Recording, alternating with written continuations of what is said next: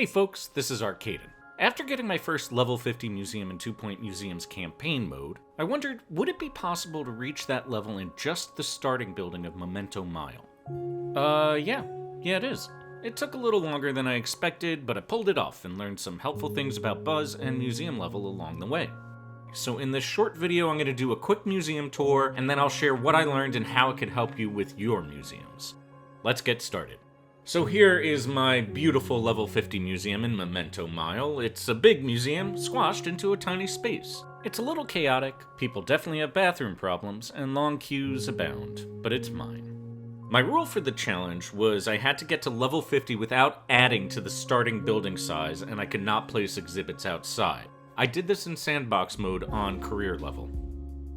The museum has a total of 98 exhibits and hovers around 7,300-ish Buzz. I have 48 staff and just under 400 guests here at all time. My museum rating is at 100% and guest happiness is at 99%. That's despite hunger, toilet, thirst, and energy being pretty low. I don't think this is a bug, though I suppose it could be. I think certain aspects of the guest experience might get weighted more and potentially perks are doing some work here.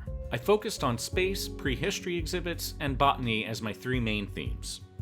Prehistory and space have prehistory mystery exhibits that activate when the two are close together, and they then give a very good amount of buzz, so I thought that combo would be helpful. 58% of the exhibits are pristine quality. Decoration is maxed out on all exhibits. Buzz bonuses are active on almost all exhibits. Many of the exhibits also have perks installed, but I did eventually abandon that strategy as I got higher in level. The biggest challenge in making this museum was space. The main strategy here was fitting as many exhibits in the museum as possible, so anything that didn't give buzz just eventually had to go. Benches, toilets, food, garbage bins, all of these were sacrificed to our dancing plant lords. To get through the final few museum levels, I even got rid of my analysis room after realizing it wasn't really doing anything for the main goal. You'll also see that I invested heavily in the Lonehenge Prehistory Mystery exhibit because I feel like the buzz to space ratio is very strong. You only need one celestial cell to activate multiple of them. They're not too expensive to grind, and while you're grinding them, you also end up with a couple of time portals, which are also great, just bigger. Finally, finances are good. They're all over the place. They go high, they go low, but it's all manageable. The process of building this museum definitely helped me understand Buzz and museum level mechanics better, so I wanted to share those learnings with you to hopefully help you out as you're making decisions in your museums. So, perhaps unsurprisingly, the biggest factor affecting museum level is the number of exhibits you have. The end, that's it. If you're struggling to raise your museum level a lot, the best thing to do is make some room and get more exhibits. The amount of buzz required to go up a museum level increases as you grow. Now, I'm not 100% certain, but it looks like the requirement increases by 50 buzz every 10 museum levels. But if you know for certain, please do let me know in the comments below. The museum level game text says that highly trained staff make a difference, but I rarely found focusing on this as an effective way to increase level. I did a few tests here, like this one where I fired all 20 staff members at a level 15 museum, and the result was the level went down to 13. Over time, staff and training will add up, but overall, the effect is meh. Buzz bonuses don't give you a ton of buzz, but they're pretty easy and worth doing. In general, perks are great and you should definitely install them. But when you're grinding out specific ones, like I was for this challenge, the buzz ones, it becomes a bit of a chore. You just end up grinding out a bunch of expeditions, which gets really boring, so I abandoned that as a buzz strategy.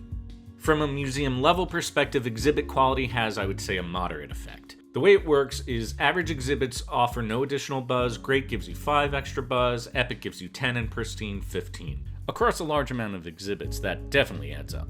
The problem, I found, is later in the game, as expeditions become more expensive and longer, grinding out pristine exhibits takes a lot of money and time and is a bit boring. I definitely used it near the end to help nudge me up to level 50, but you'll find grinding for pristine exhibits has a greater effect on your museum level earlier in the game and is easier with earlier expeditions and exhibits, like these fossils. You can actually do that pretty effectively and efficiently.